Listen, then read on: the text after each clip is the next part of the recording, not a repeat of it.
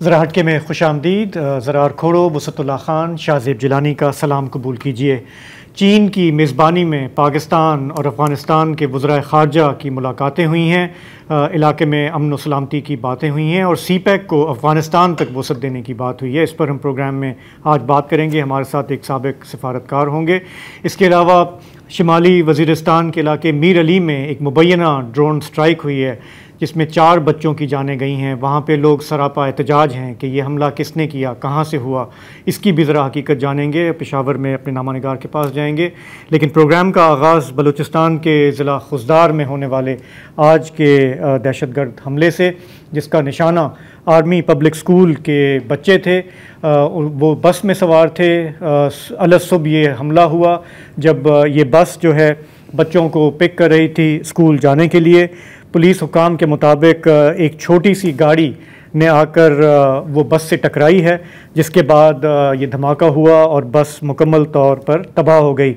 वहाँ के जो डिप्टी कमिश्नर हैं खुजदार के, उन्होंने बताया कि ये खुजदार का जो शहर है 0 पॉइंट के मुकाम पर ये वाक़या हुआ सुबह के वक्त जब वो बस वहाँ से गुज़र रही थी।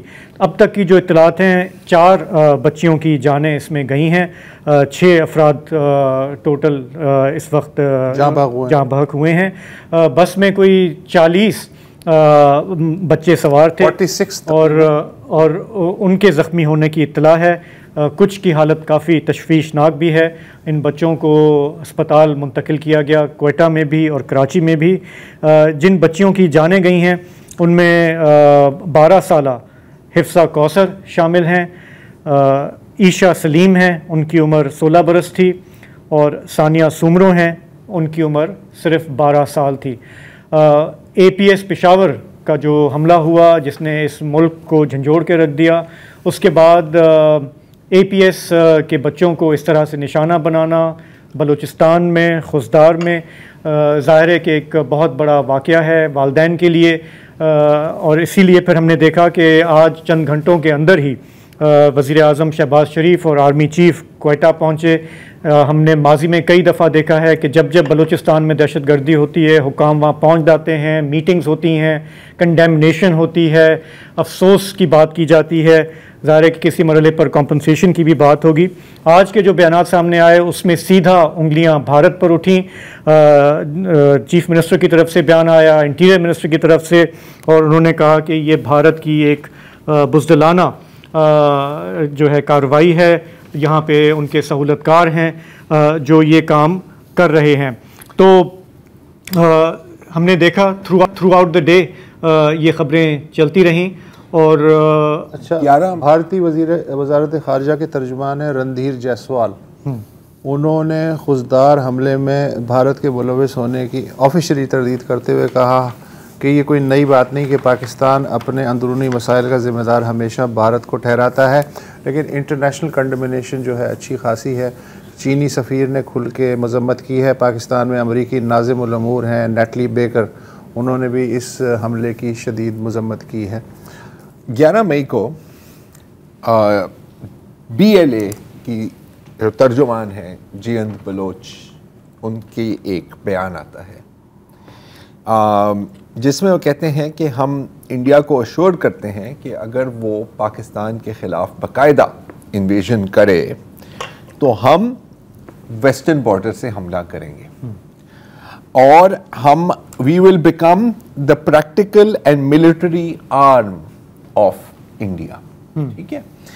अब अगर कोई आपका नाम ले रहा है बाकायदा कि we are going to be practically India's arm, और जिसकी आप आर्म बनना चाह रहे हैं वहाँ से कंप्लीट डिनाइल एंड कॉन्डेमनेशन ना आए, तो फिर एक सवालिया निशान बनता है। हमें ये भी पता है कि जो मुबैना मास्टर माइंड थे चाइनीज़ कॉन्सुलेट के अटैक पे, असलम उर्फ अच्छू, उनको न्यू दिल्ली के मैक्स हॉस्पिटल में भी ट्रीटमेंट उनकी हुई थी। ये 2 चीज़ें हैं, और भी बहुत चीज़ें हैं। आप थोड़ी सी अगर क्रोनोलॉजी देखें पिछले दिनों की, तो एहसानुल्लाह एहसान जो एक वक्त हमारा मेहमान था, फिर वहाँ से फ़रार हो गया, TTP वाले, जी TTP वाले, उनके एक ओपिनियन कॉलम आता है संडे गार्डियन लाइव में, जो इंडियन पब्लिकेशन है जिसमें कहते हैं कि जी अब फॉल्स फ्लैग होने वाले हैं, एक में चाइनीज़ को निशाना बनाएंगे और एक में अफ़गान तालिबान को अरेस्ट करेंगे। उसके बाद आज एक बड़ी इंटरेस्टिंग क्रोनोलॉजी सामने आती है कि 9:15 सुबह के एक ट्वीट आती है और ये हैं, इनका जो यूज़र नेम है वो है बहुत बलोच। अब इनकी अगर आप टाइमलाइन देखें तो अब इनकी अगर बायो देखें तो journalist covering Baloch armed groups, ठीक है, इस तरह के बहुत हैं और बहुत लोगों की स्पेशलाइजेशन है। फिर आप अगर इनकी ट्वीट्स पढ़ें, it is all BLA propaganda and BLA messaging. 9:15 AM को इनकी ट्वीट आती है, खुजदार ब्लास्ट, बस carrying Pakistan army soldiers targeted in a blast near 0 point. ठीक है, अब इस वक्त कोई ऑफिशियल क्लेम नहीं आया BLA की तरफ से या BRAs की तरफ से, ठीक है, लेकिन एकदम पता लगता है कि नहीं, यहाँ पे तो बच्चे शहीद हुए हैं। ये एक स्कूल बस थी। वहाँ फिर आप देखते हैं कि जो ओवरऑल चैटर है और कुछ आपको पता है कि कुछ सोशल मीडियाज होते हैं, अकाउंट्स होते हैं जिनसे आपको एक थोड़ी सी एक झलकी मिल जाती है, because this is the way world we live in now. और वहाँ पर एकदम एक स्पिन आप देखते हैं, और ये मैं बात कर रहा हूँ इंडिया बेस्ड अकाउंट्स की, और वहाँ पर कि हाँ असल में पाकिस्तान फौज अक्सर इन बसेस में ट्रैवल करती है बच्चों को ह्यूमन शील्ड्स बना के। जाहिर है वो झूठ है। तो इससे मुझे क्या लगता है कि अटैक इन्होंने किया, लेकिन जब पता लगा या जब इसका रिएक्शन आया या पब्लिक कॉन्डेमेशन हुई कि आपने बच्चों को कत्ल किया है, वहाँ से फिर थोड़ी सी साइड पकड़ ली। This is what it looks like. Okay, so हमें भूलना नहीं चाहिए कि चंद हफ्ते पहले ही जब पहलगाम में दहशतगर्द हमला हुआ, टूरिस्ट को टारगेट किया गया, तो with in minutes BJP machinery और उनके लीडर्स ने पाकिस्तान पर उंगलियां उठाईं। उस वक्त हमारा क्या कहना था कि बग़ैर सबूत के इल्ज़ाम तराशी आप क्यों कर रहे हैं, सबूत पेश करें। और हम मुसलसल ये मुतालबा करते रहे, बिकॉज़ हमारे यहाँ गवर्नमेंट रियासत जो है वो कन्विंस थी कि ये एक झूठा इल्ज़ाम है। मैं इसलिए कहता हूँ कि कभी कभी हमारे दोनों मुल्क जो है वो एक दूसरे को इतना मिरर करते हैं अपने बिहेवियर में। हमें अभी मेरा ख्याल है कि बिल्कुल हमारी इंटेलिजेंस एजेंसीज़ वहाँ मौजूद हैं, माजी में हमने जासूस पकड़े हुए हैं वहाँ पे, कुलभूषण। हमें इन्वेस्टिगेशन करनी चाहिए और सबूत हैं, ताने बाने हैं तो हमें दुनिया के सामने रखने चाहिए। बिल्कुल, ये वाला मामला हो, जाफर एक्सप्रेस हो, दीगर दहशतगर्दी हो, उसमें वो BLA को इस्तेमाल कर रहे हैं, जिसको भी इस्तेमाल कर रहे हैं, मतलब अनडिनाइबल सबूत होंगे, बिल्कुल होंगे हमारे इदारों के पास, हमें दुनिया के सामने रखना चाहिए। क्योंकि ये जो हमारा बयानिया है कि भारत जो है वो रियासती दहशतगर्दी में मुलविस है, वो हमें सामने रखना चाहिए। लेकिन जब हम इस तरह इमिटेट करते हैं बिल्कुल वैसे ही जैसे उन्होंने किया था, तो उस पर थोड़ा सा इंटरनेशनली भी सवाल उठता है कि जी आप क्या कर रहे हैं। अच्छा, ये है बलूचिस्तान। अब शुमाली वज़ीरिस्तान की थोड़ी सी बात कर लें। शुमाली वज़ीरिस्तान का भी एक देखें, ये यहाँ पे आज हमारे पास हैं 4 बच्चियाँ जिनकी डेथ हुई है। शुमाली वज़ीरिस्तान में जो एक मुबैना ड्रोन स्ट्राइक है, उसमें भी 4 बच्चों की डेथ है। अब ये एक अजीब मामला है कि इसकी इतनी कवरेज नहीं हुई और अभी तक एक मिस्ट्री है कि ये हुआ क्या था, ये ड्रोन हमला था, ये क्या था जिसमें आकर अब हुआ। तो मैं जो अब तक के फैक्ट्स या जो ख़बर है वो उसका अगर मैं जिस्ट देखूं तो ये हरमज़ गांव है मीर अली के करीब। 4 बच्चे जहाँ भाग हुए, एक खातून ज़ख्मी हुई। मकामी अफराद और वहाँ के जो कबायली रहनुमा हैं उनका कहना है कि ये ड्रोन हमला था। मकामी अफराद अब तक मतलब चंद घंटे पहले तक बच्चों की मैयतों के हमरा मीर अली में धरना दिए हुए थे और 2 रोज़ से ये काम हुआ है। लेकिन फ़ौज का जो इदारा है ISPR, उसका कहना है कि इस वाक़े के बारे में बाज़ हल्के सिक्योरिटी फोर्सेस को बेबुनियाद तौर पे मुलव्वस करने की कोशिश कर रहे हैं, बल्कि हम इस गैर इंसानी फ़ेल में मुलव्वस मुजरिमों को इंसाफ के कटहरे में लाने की हर मुमकिन कोशिश करेंगे। ये अब तक की सूरत हाल है।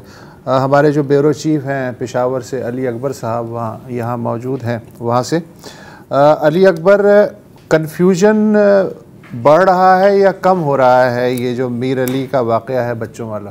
जो वाक़या हुआ है मीर अली में 19 मई को, जिसके अंदर बच्चे शहीद हुए थे, तो उस पर जो रियासत थी उसका तो अभी तक कोई कुल के मौक़िफ़ सामने नहीं आया।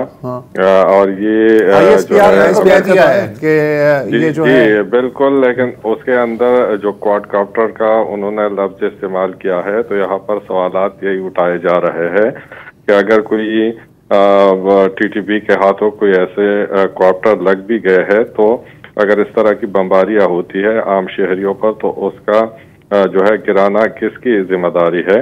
और फिर ये थोड़ा सा मैं आपको बताऊं कि जो जनूबी अजला है जिसके अंदर डेर इस्माइल खान, टांक और नॉर्थ और साउथ वजीरिस्तान आते हैं, तो ये पहला हमला नहीं है। ये गुज़िश्ता एक महीने के अंदर 4-5 ऐसे जो है हमले हुए हैं। और जब पाक भारत जंग भी थी तो उसके अंदर भी डेर इस्माइल खान में जो है एक हमला हुआ था। तो इस पर काफी लोग जो है वो परेशान भी है। और ये कुल के सामने इसीलिए आया कि इसमें बच्चे शहीद हुए थे। तो ये पहले से ये हमले हो रहे हैं और अभी तक ये पता नहीं चल रहा कि ये कौन कर रहा है, क्योंकि जो मकामी लोग हैं उनका इशारा तो जो है वो रियासत की तरफ है। ताहम रियासत बार बार जो है वो इस बात को जो है वो डिनाइल में है कि हम नहीं कर रहे, बल्कि TTP के हाथों जो है वो क्वाडकॉप्टर लग गए हैं। और TTP ने ये कुछ दिन पहले जो है इस बात की तस्दीक भी की थी कि हमारे पास ऐसे वसाइल है। तो अभी तक कंफ्यूजन जो है वो मजीद जो है वो ज्यादा हुई है, कम नहीं हुई है। तो ये जब ये वाक़या हुआ है उसके बाद वहाँ पे काफ़ी मुजाहरे हो रहे थे, सड़कों पे रिपोर्ट्स आई कि वर्षा ने लाशें रखी, उन्होंने वो जवाब मांग रहे थे। अभी आपको ताज़ा रिपोर्ट्स क्या मिल रही हैं? जी बिल्कुल, वो उन्होंने जो है शायद इस बात को तवज्जो नहीं मिल पाती अगर जो है ये मुजाहरे नहीं होते, वहाँ पर रोड ब्लॉक नहीं किया जाता। अब आज भी जो है मुख्तलिफ जगहों पर मेरली के अंदर जो है शुमाली वजीरिस्तान में जो है वो मुजाहरे हुए और आज भी जो है लोगों में काफ़ी गम और गुस्सा जो है वो पाया जा रहा है। तो इस तरह की सूरत हाल है और लोग काफ़ी खौफजदा भी हुए हैं क्योंकि ये पहला हमला नहीं है, इससे पहले भी जो है हमले हुए हैं। अच्छा, थोड़ा सा ये मैं जानना चाह रहा हूँ क्योंकि हम काफ़ी अरसे बाद इस इलाके पर तवज्जो दे रहे हैं या बात कर रहे हैं कि मीर अली के हवाले से एक लंबी तारीख़ है वहाँ की। वहाँ पे तालिबान ठिकाने, वहाँ पे गढ़ कहा जाता रहा। हालिया महीनों में क्या एक्टिविटी वहाँ से रिपोर्ट हो रही है जंगजुओं की या क्रॉस बॉर्डर जो मिलिटेंट्स हैं अफगानिस्तान में? यहाँ पे पहले की निस्बत एक्टिविटी बढ़ी है या आपको लेटेस्ट क्या पता है? दोनों जो वजीरिस्तान है, चाहे साउथ हो या नॉर्थ हो, बिलखसूस जो है वो शुमाली वजीरिस्तान में अली की जो आप बात कर रहे हैं, तो यहाँ पर हालात जो है वो गुज़िश्ता कुछ महीनों से ख़राब हुए हैं क्योंकि रात के वक्त जो है उस तरह आना जाना भी नहीं होता और लोग जो है वो जत्थों की सूरत में निकल भी आते हैं। हेलो, सूरत हाल तो ख़राब हुई है, साउथ के अंदर भी है, वो नॉर्थ के अंदर भी है। और ये फिर से हम जो आज से 2007 की तरफ जो है वो जा रहे हैं, जो बेसिकली जो ये बात कर रहे हैं हालात ख़राब हो रहे हैं वहाँ पे, हालात ख़राब हो रहे हैं। ज़ाहिर है इसका मतलब है कि हमारे सिक्योरिटी फोर्सेस को भी वहाँ पे कार्रवाइयाँ बढ़ानी पड़ेंगी और ये कोलैटरल डैमेज जिसको हम कहते हैं, बच्चों की जानें जब चली जाती हैं तो फिर ज़ाहिर है कि अच्छा, जहाँ तक क्वाडकॉप्टर्स का इस्तेमाल है तो अगर ये उन्होंने के इस्तेमाल किया है तो ये कोई नई बात नहीं है। ग्लोबली देखा जाए इसका आगाज़ हमने देखा था इस पर्टिकुलर स्ट्रेटजी का, मतलब टेररिस्ट ग्रुप्स या नॉन स्टेट एक्टर्स के हाथ में दाइश से। और ये मैं बात कर रहा हूँ इराक और शाम की। तो पहले उनका मैं जहाँ तक मुझे पता है तो फर्स्ट यूज़ ऑफ इस तरह के drones bye non state actor वहाँ था। पहले तो वो सिंपल ग्रेनेड्स या सिंपल एक्सप्लोजिव्स उसके अंदर अटैच करते थे, फिर वो प्लास्टिक एक्सप्लोजिव्स RDX की तरफ गए और एक इनकाउंटर था उनका अमेरिकन फौज के साथ जिसमें उन्होंने बाकायदा स्वॉर्म्स ऑफ सुसाइड ड्रोन्स इस्तेमाल किए गए थे। तो तरीका और टेक्नोलॉजी नई नहीं है, इस खित्ते में पहली बार शायद हम ये देख रहे हैं। अब तक ये तासुर था कि TTP के पास शायद ये, लेकिन इनको हासिल करना कोई इतना मुश्किल काम नहीं है। यू नो ये कोई अब मतलब ये कोई सीक्रेट टेक्नोलॉजी तो कब अच्छा, लेकिन अब मैं अगर उस इलाके में रह रहा हूँ तो मैं तो 24 घंटे डरा रहूंगा कि पता नहीं ये किसका है। तो इट्स अ टेरर वेपन ना, इट्स अ टेरर वेपन। आप रैंडमली भी एक्सप्लोर करते रहो, जितना वहाँ पे ट्रस्ट डिफिसिट है तो आपको पता है कि लोगों का क्या कहना होगा, एंड इट क्रिएट्स अनसर्टेनिटी, और बहुत लो कॉस्ट में, सॉरी टू से ना, आपको सिर्फ एक क्वाडकॉप्टर चाहिए, उसके साथ आपको कुछ एक्सप्लोजिव्स चाहिए, ना क्वाडकॉप्टर्स की कमी है, ना एक्सप्लोजिव्स की कमी है, ना टारगेट्स की कमी है। अभी जो हाल में जो पाकिस्तान भारत के बीच में जो एक जंग हुई है, ठीक है, उसको हमने बहुत सेलिब्रेट किया है, लेकिन मेरा ख्याल है कि अब it is now well past time घर के अंदर देखें आपकी जो इंटरनल फ्रंट्स हैं, बिकॉज देखो वेरी क्लियर है, BLA के स्टेटमेंट बहुत क्लियर है कि हम आपकी फौज हैं, हम आपके बिहाफ पर लड़ेंगे। TTP के ताल्लुकात और अफगानिस्तान के ताल्लुकात जो चल रहे हैं वो भी अपनी जगह हैं। ऑन दी अदर हैंड उसको डिप्लोमेटिकली काउंटर करने की भी कोशिश की जा रही है। अभी जो ट्राईपार्टाइट मीटिंग हुई है चीन में पाकिस्तान और अफगानिस्तान की, तो ये सारी चीज़ें साथ साथ चल रही हैं। You have to fight on the diplomatic front, domestically आपको काउंटर टेररिज्म फ्रंट पे भी अब बहुत तवज्जो देने की ज़रूरत है, क्योंकि कन्वेंशनली अगर आपको नहीं डिफीट कर सकते तो सब कन्वेंशनली तो वो ट्राई करेंगे। और अगर आप तमाम इस दौरान ऑपरेशन सिंदूर और उसके दौरान अगर आप तमाम एनालिसिस देखें, जितने भी दिफाई तज्जियाकार हैं भारतीय मीडिया में, वो सब इस बात पर आ रहे हैं कि step up the sub conventional war. अच्छा, ये जो आपने डिप्लोमेटिक फ्रंट की बात की तो हम इसी को अगले सेगमेंट में खोलते हैं, फिर वक्फा ले लें। Welcome back. नायब वज़ीर आज़म और वज़ीर ख़ारजा इसहाक़ डार, उनका चीन का 3 रोज़ा दौरा मुकम्मल हो गया है। इस दौरान इसहाक़ डार ने अफ़गान वज़ीर ख़ारजा अमीर ख़ान मुत्तकी और चीनी वज़ीर ख़ारजा वांग यी के दरमियान सह-फ़रीक़ी गैर रस्मी बातचीत में शिरकत की। सह-फ़रीक़ी फ़ोरम 2017 से मौजूद है और उसके बीजिंग और काबुल में इजलास भी होते रहे हैं। मुलाकात में ये तय पाया जो आज हुई कि CPEC का दायरा, this is very important, CPEC का दायरा अफ़गानिस्तान तक बढ़ा दिया जाए। सह-फ़रीक़ी फ़ोरम का अगला इजलास काबुल में होगा, लेकिन तारीख़ तय नहीं है। पाकिस्तानी दफ्तर ख़ारजा की फ़राहम करदा तफ़सीलात के मुताबिक पाकिस्तानी और अफ़गान वज़ीर ख़ारजा की अलग से भी बातचीत हुई है। 11 मई को पाकिस्तान के खुसूसी एलची बराए अफ़गानिस्तान मोहम्मद सादिक और चीनी एलची लू ज़ाओयोंग की काबुल में अफ़गान वज़ीर दाखिला सिराजुद्दीन हक्कानी और अमीर ख़ान मुत्तकी से मुलाकात हुई थी। 15 मई को भारतीय वज़ीर ख़ारजा जयशंकर की अफ़गान वज़ीर ख़ारजा से फ़ोन पे बात हुई थी, यानी पाकिस्तान भारत जंग बंदी के 5 रोज़ बाद। ये क्या गड़बड़ घोटाला चल रहा है तीनों हुकूमतों के दरमियान? मकसद क्या है? स्ट्रेटेजिक पैराडाइम है?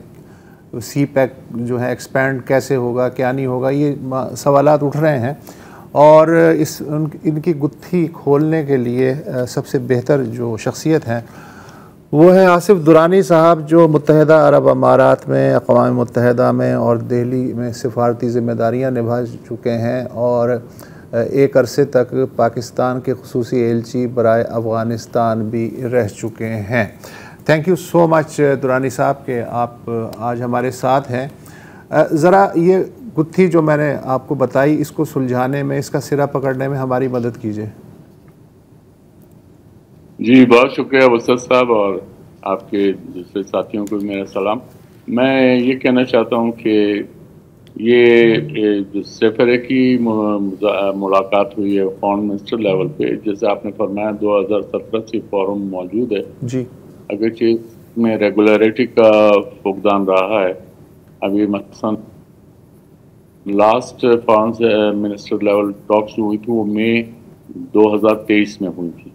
उसके बाद से फिर ये पोस्टपोन ही होती रही। फिर अब जो स्पेशल रैप फॉर अफगानिस्तान है उनकी लास्ट मंथ इस मौजू पे मुलाकात हुई सफरे की और उसमें फिर ये फैसला हो कि फॉरेन मिनिस्टर लेवल टॉक्स जो हैं वो होंगी और वो काबुल में होना है। लेकिन इससे पहले जो है दरमियान में ये सफरे की चाइना के साथ मुलाकात हुई और आपने जिस तरफ इशारा किया भारत के कॉन्टेक्स्ट में, तो वो उसको मतलब अगर हम आर्गूमेंट के लिए उसको यकीनन इसकी अहमियत होगी। जाहिर है जब 3 फॉरेन मिनिस्टर वहाँ मिले हैं तो उसमें पाकिस्तान और इंडिया के दरमियान जो एक्सचेंजेस हुए हैं वो ज़ेरे बहस आए हैं। और इम्पॉर्टेंट बात यह है कि पाकिस्तान अफगानिस्तान के कॉन्टेक्स्ट में एक आइस ब्रेकिंग हुई है पिछले महीने से, जब डिप्टी प्राइम मिनिस्टर इसहाक डार ने अफगानिस्तान का विजिट किया। ये भी लॉन्ग पेंडिंग विजिट था और हाँ हमेशा कुछ ना कुछ हो जाता था। इस विजिट पे तो इत्तेफाक जो है, जो ये नई हुकूमत आई थी शहबाज शरीफ साहब की, उसूली फैसला हो चुका था, लेकिन बात बन नहीं रही थी। बॉर्डर पे ऐसी सूरत हाल थी और ख़ासकर जो टीटीपी की एक्टिविटीज़ थी उसने जो है खासा डिस्करेजिंग रोल प्ले किया। लेकिन इसके साथ ही साथ इसमें चाइना का अहम रोल है और इसमें भी ये जो सफर की अभी मुज़ाकरात हुए हैं। अच्छा आसिफ साहब, मैं ये जानना चाहता हूँ कि हमें जो खबर अभी मिली है वो ये है कि CPEC का दायरा उसमें अफ़गानिस्तान को भी शामिल कर लिया जाए। इस वक्त अफ़गानिस्तान और पाकिस्तान के ताल्लुकात का जो लेवल है उसके होते हुए जाहिर है कि मुझे इस सवाल का जवाब नहीं मिल पा रहा कि इतनी बदगुमानी में ये जो दायरा बढ़ाया जा रहा है तो उसके पीछे चाइनीज़ जो हैं वो क्या सोच रहे होंगे कि ये मामलात इनके बुनियादी तौर पे हल हो जाएं, तभी तो ये CPEC का दायरा बढ़ेगा। इसमें देखें चाइनीज़ मुतमईन हुए हैं तो CPEC का दायरा कार बढ़ाया है। और ये खुद जो चाइना ने जो स्टेटमेंट इशू किया उनकी वज़ारत ख़ारजा ने, वहाँ पे जो है उनकी तरफ से इस बात का इयादा किया गया है कि under belt and road initiative CPEC का दायरा जो है वो अफगानिस्तान तक बढ़ाया जाए। तो ये एक खुशाइन बात है और इसमें अफगानिस्तान अगर शामिल हो जाता है तो उससे एक आप इंटीग्रेटेड कनेक्टिविटी हो जाएगी। नहीं, ये तो सब हो जाएगा, लेकिन प्रैक्टिकली आज के दिन जो सूरत हाल है ताल्लुकात की, तो ज़्यादा खुशगुमानी तो नहीं कर रहे हैं हम लोग। नहीं, उसमें अफगानिस्तान के साथ हमारी गलतफहमियाँ कुछ ज़्यादा हैं, तो कोई ऐसे ज़्यादा ख़राब ताल्लुकात भी नहीं थे। ट्रेड वगैरह चलती रही है। उसमें जो ये अभी गैर कानूनी अफगानों को निकाला गया है वो उसकी कानूनी हैसियत यही थी कि वो गैर कानूनी थे और उनको जाना था। लेकिन जो कानूनी तौर पर रह रहे हैं वो अभी भी रह रहे हैं और उनको रहना भी चाहिए। तो ये मसला हमारे यहाँ erosion of rule of law था कि हमने अपने ही कानून का एहतराम नहीं किया और गैर कानूनी तौर पे लोग रह रहे थे। उसमें खाली अफगान ही नहीं है, बाकी नेशनलिटीज़ के लोग भी हैं। मेरे ख्याल में कराची उनमें उनसे भरा हुआ है, तो वो है। लेकिन अफगानिस्तान के साथ ऐसी बहुत ज़्यादा ख़राब भी नहीं। अच्छा, ट्रेड अच्छी बढ़ रही थी और अफगानिस्तान ने जो चाबार का रूट अडॉप्ट किया था वो भी कामयाब नहीं हुआ उनके लिए, क्योंकि उनकी ट्रांसपोर्टेशन कास्ट तकरीबन 30% बढ़ जाती है। जी अच्छा दुरानी साहब, अब अगर हम थोड़ा सा चीन पर फोकस लाएं, अब जैसे पाकिस्तान और अफगानिस्तान के ताल्लुकात जो हैं वो हमारे सामने हैं, TTP का भी इशू है। पाकिस्तान चीन का एक बहुत बड़ा इत्तेहादी है और चीन की भी काफ़ी डिप्लोमेटिक और इकोनॉमिक आउटरीच हम देख रहे हैं अफगानिस्तान की तरफ। जाहिर है कि चीन चाहेगा कि पाकिस्तान और अफगानिस्तान के बीच में अमन हो और अगर बहुत ज़्यादा दोस्ती भी ना हो तो कम से कम दुश्मनी ना हो। चीन के पास कितनी लेवरेज है ओवर अफगानिस्तान राइट नाउ? मेरे ख्याल में चीन इस वक्त एक दुनिया की बड़ी पावर है और इस लिहाज से चीन का इन्फ्लुएंस बिल्कुल है और उसका पॉजिटिव इन्फ्लुएंस है, क्योंकि चीन का जो मॉडस ऑपरेंडी है वो इंट्रूसिव नहीं है। चीन के जो है वो ठोस धमकी के साथ बात नहीं करता और ये चीज़ें जो हैं वो ममालिक को पसंद आती हैं। लिहाजा यही वजह है कि चीन का जो दायराकार है दोस्ती का, प्लस उसका जो उसने अपना डेवलपमेंट पैराडाइम इस तरह से बनाया through belt and road initiative कि वो तकरीबन 70+ मुल्कों तक पहुंच रहे हैं और वो ये उम्मीद करते हैं कि अभी खाली अगर आप CPEC का रूट ले लें तो वो इस वक्त $150 बिलियन की चाइना की जो ट्रेड मीना रीजन है, middle east and north Africa, ये अगले 10 साल में तकरीबन डबल हो जाएगी, $300 बिलियन पे चली जाएगी। जी तो मेरे ख्याल है हमें शायद ब्रेक की तरफ जाना है। हाँ। तो आसिफ दुरानी साहब, हम एक ब्रेक लेंगे, आएंगे तो फिर आपसे गुफ्तगू जारी रखते हैं। जी, तो हम बात कर रहे हैं चीन की मेज़बानी में होने वाली मुलाकात पाकिस्तान और अफ़गानिस्तान के वज़राए ख़ारजा की। आसिफ दुरानी साहब, साबिक एलची बराए अफ़गानिस्तान, हमारे साथ हैं। दुरानी साहब, पहले हम बात कर रहे थे कि ये भी ख्वाहिश सामने आई है कि सीपैक को वसअत देकर अफ़गानिस्तान तक फैलाया जाए। लगता है बज़ाहिर के एक इंसेंटिव दिया जा रहा है अफ़गानिस्तान को कि आप पाकिस्तान के साथ मिलकर काम करें, तो जो चीन की जो इन्वेस्टमेंट है, चाहे वो मिनरल्स में हो, एक्सट्रैक्शन में या दीगर चीज़ों में अफ़गानिस्तान में, वो इसका हिस्सा बन जाए। और हमने यूरोप की भी मिसाल है, कई दीगर रीजन्स की भी, कि जब मुल्क जो हैं वो इकोनॉमिकली मिल जाते हैं तो फिर जंगो जदल से आहिस्ता आहिस्ता हट जाते हैं। क्या ये कहना सही होगा कि चीन भी ज़ाहिर है ये देख रहा है कि अगर अफ़गान तालिबान लपक के दिल्ली चले जाते हैं और वहाँ पे जाके कुर्बतें बढ़ाते हैं, तो इन्हें अपनी तरफ ज़रा रखा जाए। पाकिस्तान के साथ मुआशी, समाजी, जोग्राफियाई लिहाज से वो पाकिस्तान के ज़्यादा करीब हैं, तो एक रीजन में एक ये अलाइनमेंट बनाई जाए जो कि अफ़गान तालिबान के अफ़गानिस्तान के अपने हक़ में है। आपके ख़्याल में अगर ये थिंकिंग है तो इसमें ये बात समझ में आ रही है अफ़गान तालिबान को, या अभी इसमें टाइम लगेगा? देखिए, मैं आपको ये बता दूं कि अफ़गान तालिबान जो हैं वो इंडिया की तरफ नहीं जाएंगे, बल्कि तारीख़ी तौर पे भी इंडिया और अफ़गानिस्तान के अगर अच्छे ताल्लुकात थे तो उसके पीछे पैसा इन्वॉल्व था, चाहे वो पश्तूनिस्तान बोगी था या उसके बाद सोवियत इन्वेजन ऑफ अफ़गानिस्तान था, या फिर बुरहानुद्दीन रब्बानी का टाइम था, करज़ई या अशरफ गनी, वो रहा। लेकिन इसके बावजूद अफ़गानिस्तान ने, despite the fact that eating from the Indian hand, उन्होंने कश्मीर के इशू पर हमेशा न्यूट्रल स्टांस मेंटेन रखा। उन्होंने इंडिया के मौक़िफ़ को सपोर्ट नहीं दिया। ये एक हकीकत है और उसको I stand corrected on that. और इसलिए ये अभी मिस्टर जयशंकर ने जो अपना ट्वीट किया उसमें ये इम्प्रेशन देने की कोशिश की as if Afghanistan has tilted towards India, या अफ़गानिस्तान ने इंडिया के मौक़िफ़ को सपोर्ट किया है इजराइल के अलावा। तो उन्होंने ये इंडियन जो मीडिया था वो ये इम्प्रेशन दे रहा था कि इस वक्त इंडिया को जो सपोर्ट कर रहे हैं वो इजराइल और अफ़गानिस्तान। हालांकि अफ़गानिस्तान वाला उन्होंने एग्जेजरेट किया है और उसमें ऐसी बात नहीं। दूसरा ये है कि हाँ, रीजनल इंटीग्रेशन, इकोनॉमिक कनेक्टिविटी के पॉइंट ऑफ व्यू से वो बहुत ज़रूरी है। वो तो हमें इंडिया को भी इस रीजन में इंटीग्रेट होना चाहिए। उसके लिए ईस्ट वेस्ट कॉरिडोर जो है वो एक अपनी अलग हैसियत रखता है, लेकिन उसको एक्टिवेट होना है। उसमें इंडिया सीपैक को अपोज कर रहा है, लेकिन अल्टीमेटली मेरा ख्याल है कि उसको भी आना पड़ेगा, क्योंकि आज के दौर में जो है वो असले के ज़रिए आप जंग नहीं लड़ते, बल्कि उसके लिए इक़्तिसाद की जो जंग है या उसमें जो मुसाबिकत है उसकी बड़ी अहमियत है। तो इंडिया को देर या सवेर इस बात का एहसास करना होगा और होगा। ये रीजन की इंटीग्रेशन के लिए बहुत ज़रूरी है। मसलन अब इंडिया चाइना आपस में अभी गलवान वैली पे लड़े थे, लेकिन उनकी ट्रेड जो है वो 85 बिलियन से बढ़ के 135 बिलियन पे चले गए। तो उनको ये एहसास था कि आप जो है ये आपके म्यूचुअल बेनिफिट में है कि आप ट्रेड में इजाफा करें। इसीलिए अफगानिस्तान के लिए भी ज़रूरी है और पाकिस्तान के लिए भी कि वो रीजनल कनेक्टिविटी की तरफ तवज्जो दें।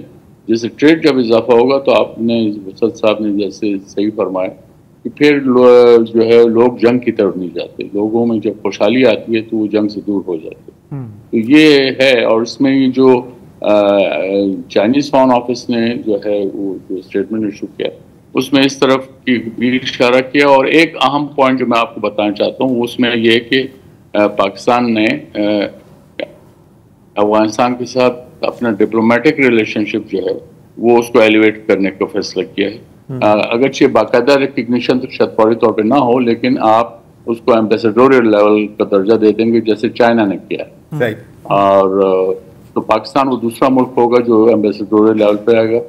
मेरे ख्याल में रशिया भी अब ऐसे ही करने वाला है, और इसके अलावा जो दूसरे सेंट्रल एशियन स्टेट्स हैं वो भी यही करेंगे। ओके, ठीक हो गया। आसिफ दुरानी साहब बहुत बहुत शुक्रिया। तो चीन भारत के इन्फ्लुएंस को काउंटर बैलेंस इस तरह से कर रहा है। इस पूरे खित्ते में ये ग्रेट गेम चल रही है ना, इस पूरे खित्ते में ये ग्रेट गेम चल रही है, क्योंकि अफगान तालिबान के लिए सिर्फ ये क्वेश्चन नहीं है कि पाकिस्तान या भारत और चीन के बीच में भी तो उनको करना है ना। हाँ। तो ये अलाइनमेंट जो है, अगर चीन उनको समझा रहा है कि आप इसमें आ जाएं, इस आर्क में आ जाएं तो आपका ज़्यादा फ़ायदा है। और अगर जिस तरह इन्होंने कहा कि ये सिफारती ताल्लुकात जो है बेहतर करने के लिए अगर डिसीजंस हुए हैं तो अच्छा, चीन की जो आउटरीच थी ना अफगान तालिबान की, it was one of the first. आपको याद है कि वहाँ के वफ्द भी गए थे। अच्छा देखो, चीन को मिनरल्स चाहिए, वो अफगानिस्तान में भी है और पाकिस्तान में भी, और अफगानिस्तान को भी बिलाखिर ये बात समझनी होगी कभी ना कभी कि आप अपने दोस्त तो बदल सकते हो, आप अपने पड़ोसी नहीं बदल सकते ना। चीन भी आपका पड़ोसी है, हम भी आपके पड़ोसी हैं। आपकी ट्रेड की लाइफलाइन हमारे थ्रू ही जाती है। वही चाबहार की बात सही है, इट्स नाइस ऑन पेपर, लेकिन प्रैक्टिकल तो यही है। चमन, कराची, प्रैक्टिकल यही है। अब सवाल सिर्फ ये बनता है कि प्रैक्टिकल थिंकिंग चलेगी या पैशन। मैं इसीलिए कहता हूँ अफगान तालिबान को बात समझ में आ रही है या नहीं, यही सवाल है ना कि जी आप ये सवाल। लेकिन अब वो माजी का जो बैगेज अगर आप लेके चल रहे हैं, और वो मिसट्रस्ट, और तो देखो बैगेज तो कभी खत्म नहीं होता, सबके पास अपना अपना बैगेज है। मेरा ख्याल है वो बहुत सियाने हैं और वो एक वक्त में 5 गेंदें उछाल सकते हैं। ये भी सेंट्रल एशिया का बॉर्डर जो है उनका बिल्कुल पीसफुल है, वहाँ कोई इन्फिल्ट्रेशन नहीं है। चाइना से बॉर्डर जो मिलता है बिल्कुल पीसफुल है, ईरान के साथ बिल्कुल पीसफुल है। पाकिस्तान का जो ड्यूरेंट लाइन है उसमें गड़बड़ है। इसका मतलब है कि वो ऐसा नहीं है कि वो कोई पागलपन है, ये डिलिबरेट है। हाँ, मतलब कैलकुलेटेड है, प्यारा खेल रहे हैं। सर आप तजिकिस्तान के कभी बयान देखें अफगानिस्तान के बारे में, आप मतलब कहेंगे कि यार ये क्या कैसी बातें हो रही है। I mean completely bloody minded. मतलब डिप्लोमेसी में वो सेट है, बिल्कुल डिप्लोमेसी में सेट है। चले, इजराइल के जिक्र किया दुरानी साहब ने, तो अब चाहे तो मैं आपको बता दूं कि आज फ़लस्तीन में क्या हुआ है। और क्योंकि इंटरनेशनल कम्युनिटी की भी बात चल रही थी वहाँ पर, तो आज एक बहुत बड़ा बैनुल अक़वामी वफ़द पहुँचा वेस्ट बैंक। फ़लस्तीन के फॉरेन मिनिस्ट्री की इनविटेशन पर आए थे कि जी आप देखें कि यहाँ पर कि किस किस्म का मिलिट्री ऑपरेशन इजराइल हमारे ख़िलाफ़ कर रहा है। अच्छा, कहाँ कहाँ से लोग आए? मिस्र, उर्दन, मोरक्को, EU के तमाम मुल्क, मतलब पोर्चुगल, चीन से भी लोग, ऑस्ट्रेलिया, ब्राज़ील, बल्गेरिया, तुर्की, रूस, जापान और भारत से भी, कनाडा से भी, और कोई मतलब दर्जन और ममालिक में, ज़ाहिर है कि मैं पूरी लिस्ट आपको नहीं दूंगा। और वो वहां पहुंचे, अपने दौरे पर निकले हुए थे, मकामी लोगों और ऑफिशियल से बात कर रहे थे। हाँ, वो भाग इसलिए रहे हैं क्योंकि इजराइल ने फायरिंग शुरू कर दी वहां पर। इंटरनेशनल मतलब 25 कंट्रीज की डेलीगेशन पर इजराइल ने फायरिंग शुरू कर दी। अच्छा, अब जाहिर है कि उसके बाद क्या हुआ? सख्त मुजम्मत, मतलब इन सारे ममालिक ने सफीरों को तलब कर दे सर, हाँ, कि ये क्या हो रहा है। तो इजराइल ने कहा कि नहीं नहीं नहीं सर, हम तो आपको बचाने के चक्कर में हमने फायरिंग की है। ऑनेस्टली ये मैं उनका बयान मेरे सामने है कि जी जो रूट हमने आपको दिया था उससे आप थोड़े से लेफ्ट हुए थे, तो हमने हवाई फायरिंग की आपको वार्निंग देने के लिए। मतलब 25 कंट्रीज की डेलीगेशन को आप वार्न करने हो हवाई फायरिंग से। लेकिन फिर उसके बाद एक और वीडियो आया, हाँ ये देखें, जिसमें अगर आप डिस्टेंस में देखें तो इजरायली सोल्जर जो हैं वो कहां पॉइंट कर रहे हैं? सीधा स्ट्रेट फायर। नहीं, स्ट्रेट फायर भी हवा में ही जाता है। स्ट्रेट फायर भी हवा में जाता है, तो टेक्निकली उनकी बात गलत नहीं है। लेकिन आप बेफिक्र रहें क्योंकि इजराइल की फौज ने कहा है कि जी वी रिग्रेट अगर आपको कोई इनकन्वीनियंस हुई है। ये सब आपके अपने तहफ़्फ़ुज़ के लिए था। हाँ, आपके अपने तहफ़्फ़ुज़ के था। अगर आपको अच्छा नहीं लगा तो मतलब यार सॉरी, थोड़ा सा इनकन्वीनियंस है। बहरहाल इटली ने कहा है कि नहीं जी बिल्कुल, हमने तो इजराइल के एम्बेसडर को तलब कर दिया है। फ्रांस ने भी कर लिया। हाँ, लेकिन अब मैं इंतज़ार कर रहा हूँ कि कब यही ममालिक इजराइल से माफ़ी मांगेंगे कि आई एम सॉरी कि आपकी हमने गोलियाँ ज़ाया की, हमें अपने रूट पर ही चलना चाहिए था, क्योंकि वैसे तो उसी रूट पे चलने चाह रहे थे। अच्छा, अब कुछ अजीब व गरीब चीज़ें हो रही हैं और उस पर मैं आपका भी ओपिनियन लेना चाहूँगा कि जो मज़म्मती बयानात आ रहे हैं अब मगरिब वेस्ट की तरफ से अबाउट इजराइल, वो थोड़ा सा उसकी टेम्परेचर बढ़ता हुआ नज़र आ रहा है। कि जैसे कि अभी हाल में यूरोपियन यूनियन ने कहा है कि अब हमारी जो ट्रेड एग्रीमेंट है ना इजराइल के साथ, जो हमारी तिजारती ताल्लुकात हैं, उन पर हम थोड़ी सी नजरसानी करने की सोच रहे हैं। ईयू ने कहा है, ईयू ने, बरतानिया ने नहीं, ईयू ने, वो बरतानिया का अलग है, अभी मैं ईयू पे उस पर भी आ रहा हूं। और एक वहां पर एक नॉन बाइंडिंग बिल पास हुआ है जिसमें 17 यूरोपीय ममालिक ने कहा है कि बिल्कुल होना चाहिए और 9 ने कहा है कि नहीं होना चाहिए। और ये कोई आपके लिए कोई हैरानकुन बात नहीं होगी कि उन 9 में Germany is at the top of the list, और भी हैं जैसे कि ग्रीस, हंगरी, लिथुआनिया। लेकिन जर्मनी ने जो गजा की सूरत हाल है उस पर तशवीश का इजहार किया। बिल्कुल, बहुत तशवीश का इजहार किया। लैटविया ने एब्सटेन किया है और उन्होंने कहा है कि जी नहीं, जब तक आप मतलब पूरी इमदाद नहीं भेजेंगे गजा में तो उस वक्त तक हम मजम्मत करते रहेंगे। उसके साथ साथ इंटरेस्टिंगली इनफ 1.5 साल हो गए हैं कि हम एक लाइव स्ट्रीम्ड नस्ल कुशी देख रहे हैं ना, हर दिन रोज़ाना हम देख रहे हैं। अब 1.5 साल बाद यूरोप और कनाडा की तरफ से आई हैं कि यार ये जो हरकतें हैं ना, दीज आर इग्रीजियस एक्ट्स, मतलब बहुत बुरे हैं, बहुत बुरा है। तो इजराइल जो कर रहा है वो बहुत बुरा है। लेकिन उसके साथ साथ इन किसी भी ममालिक ने इजराइल को हथियार बेचने से इनकार नहीं किया। Spain comes closest. स्पेन की पार्लियामेंट में अभी एक मोशन पास हुआ है जिसमें हुकूमत से अपील की गई है कि यार आप ज़रा सोचें इसके बारे में कि हम आर्म्स एम्बार्गो लगा दें इजरायली ऑक्यूपेशन पे। बिल तो पास हो गया लेकिन वो नॉन बाइंडिंग रेजोल्यूशन है, तो उसको भी आप उठा के फेंक सकते हैं। यूके की आपने बात की तो हाँ, यूके ने का एक बयान आया था अभी, वो डेविड लैमी साहब भी बड़े गरज बरस रहे थे, और वो जो उनके कियर स्टार्मर हैं उन्होंने भी कुछ इस तरह की बातें की हैं और कहा है कि जी जो हमारी फ्री ट्रेड टॉक्स है ना इजराइल के साथ, उसको हमने रोक दिया है। जिसके बाद इजराइल ने का एक बयान आया कि सर वो तो टॉक्स चल ही नहीं रही थी, वो तो कुछ महीने बाद होनी थी, आप मतलब जो गाड़ी वैसे ही पार्कड है उसको रोकने की क्या जरूरत थी आपको। तो ये वहां पे चल रहा है। अगेन जब तक बाकायदा आर्म्स एम्बार्गो नहीं है तो ये बातें ही हैं। बातों की बात कर रहे हैं तो एक और अब लीक्स आने लग गई हैं फ्रॉम द वाइट हाउस, जैसे कि ये एक एक्सियोस है, ये देखें, Trump frustrated by Gaza war wants Netanyahu to wrap it up, quotes में। अच्छा, अगर आप ये आर्टिकल पढ़ें तो उसमें यार एक लाइन है, मतलब स्पिन भी लाजवाब है। उसमें एक लाइन है कि जी जब सदर ट्रंप ने गजा के बच्चों की तस्वीर देखी तो मतलब वो बहुत ही गुस्से में आ गए और उसने नेतन्याहू के, और प्राइवेटली और भी स्टोरीज आ रही हैं कि नेतन्याहू को बिल्कुल अच्छा नहीं समझते ये वो। और मुझे याद है कि बाइडेन के दौर में इस तरह की मैंने 2 दर्जन स्टोरियाँ पढ़ी हैं कि प्राइवेटली ना उसने फ़ोन उठाया और उसने कहा कि यार तू जो है ना नेतन्याहू बड़ा ही खबीस इंसान है। लेकिन उसके साथ साथ ये भी कहा कि अच्छा कोई बात नहीं यार, होगा खबीस लेकिन ये 10,000 बॉम्ब भी रख ले। तो ट्रंप की भी वही पॉलिसी चल रही है।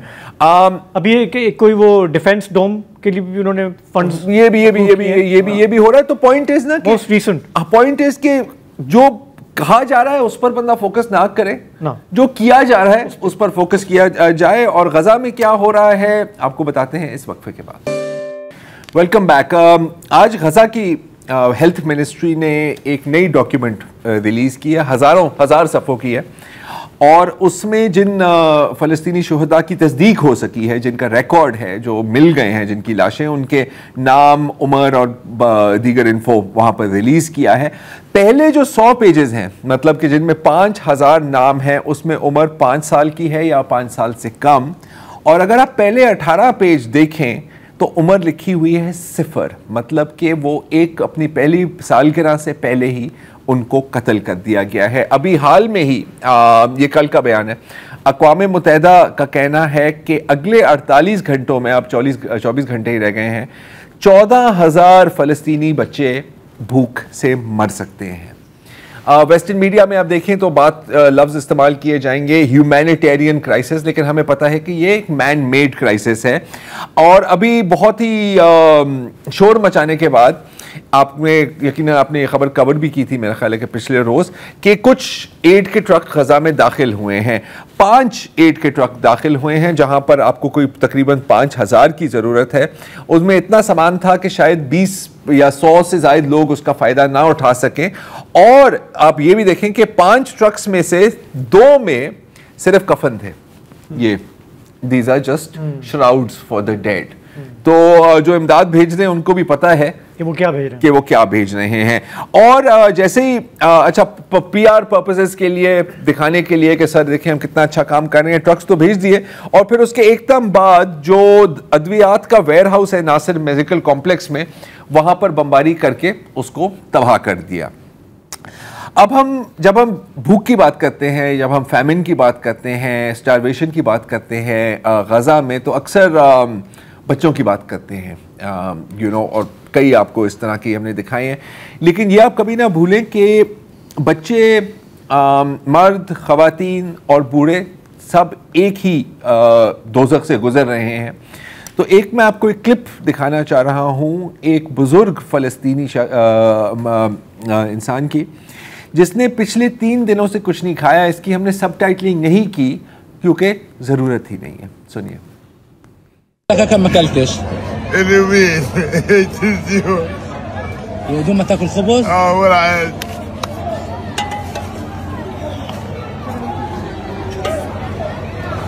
ولا عاد. تعيطش يا حاج، تعيطش، دموعك غالية إن شاء الله، خلص تعيطش. الله يشفيك دورك. जी अच्छा, अब एक और चीज़ मुझे नज़र आ रही है पिछले कई दिनों से कि, और ये एक्चुअली पिछले पूरे साल से ही हम देख रहे हैं लेकिन अब थोड़ी सी शिद्दत इख्तियार कर रही है कि एक कोशिश की जा रही है कि यार ये जो सब कुछ हो रहा है ना, इसका जिम्मेदार सिर्फ और सिर्फ बेंजामिन नेतन्याहू और कुछ लोग हैं जो ये करना चाह रहे हैं। और तेल अवीव में यकीनन बहुत बड़े मुजाहरे हो रहे हैं। ये देखें कितने लोग निकल आए हैं। ये हैं नेतन्याहू के खिलाफ, ये नस्ल कुशी के खिलाफ नहीं है, क्योंकि अगर ये नस्ल खुशी के खिलाफ होते तो आप सोचें कि इतनी तादाद में अगर इजरायली, जहां पर एड के ट्रक्स रुके हुए हैं, जहां पर इजरायली उनको रोक रहे हैं, वहां पर पहुंच के कहते कि गेट खोलो, तो आपका क्या ख्याल है क्या होता? फौज को गेट खोलने पड़ते। तो असल मसला नेतन्याहू नहीं है, इजरायली सोसाइटी है। और मैं आपको इसकी कुछ झलकियां दिखाना चाह रहा हूं। ये है मोशे फीगलिन, इजरायली सियासतदान, जो खुल के इजरायली चैनल्स पर जब उनसे पूछा गया कि क्या करना चाहिए गजा का, जवाब सुनिए। אני אומר לך יותר מזה, כל ילד, כל תינוק בעזה הוא אויב. האויב הוא לא החמאס, והוא גם לא הזרוע הצבאית של החמאס, כמו שהפצ"רית שלנו מספרת לנו שאסור לנו לפגוע בחמאסניק, אלא אם כן הוא חלק מהזרוע הצבאית.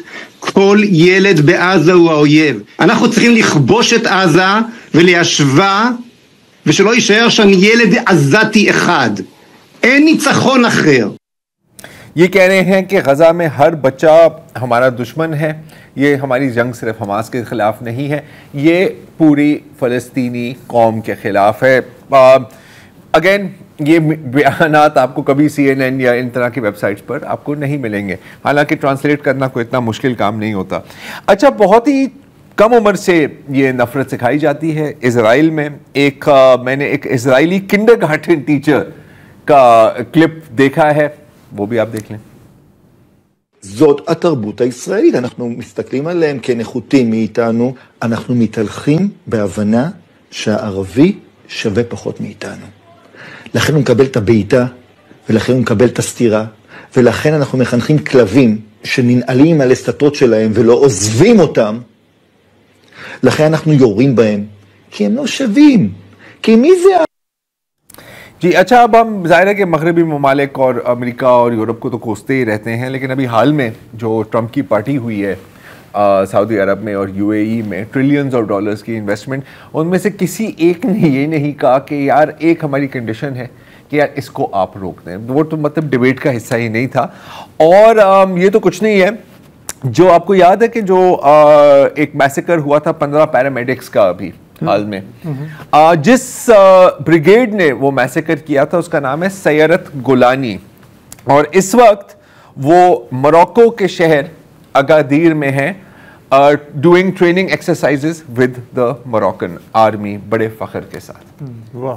तो ये है। मजीद क्या बोले? नहीं, अब मतलब यही बोल सकते हैं कि आज के लिए इतना ही जी, इजाज़त दीजिए, खुदा।